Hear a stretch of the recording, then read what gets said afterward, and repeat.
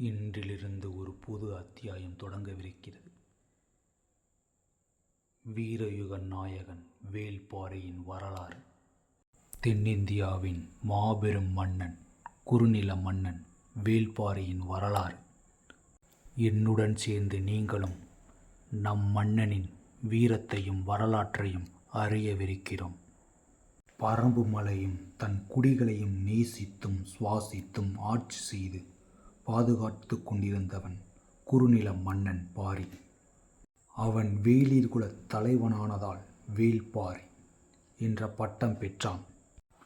பாரியின் புகழ் மீது பொறாமை கொண்டும் பறம்பு மலையின் அரிய பெரிய பொருள்களின் மீது ஆசை கொண்டும் சேரனும் சோழனும் வெவ்வேறு காலகட்டத்தில் தனித்தனியே போர் தொடுத்து பாரியிடம் தோற்று போயினர்.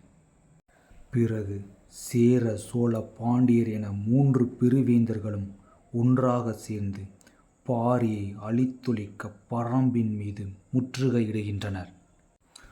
ஆனால் பாரியின் பறம்பு மலையை கூட வெல்ல முடியாமல் போராடிய மூவேந்தர்களின் பெரும் படைகளை அளப்பரிய தன் வீரத்தாலும் போர் வியூகங்களாலும் முழுமுற்றாக அழித்தொழிக்கின்றான் வேள்பாரி.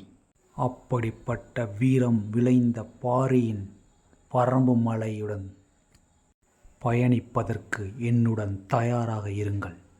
வேள்பாரியினது நாட்டின் பெருமையும் போர்த்திறனும் அதனுடன் சேர்ந்து காதலும் விளையாட இருக்கிறது.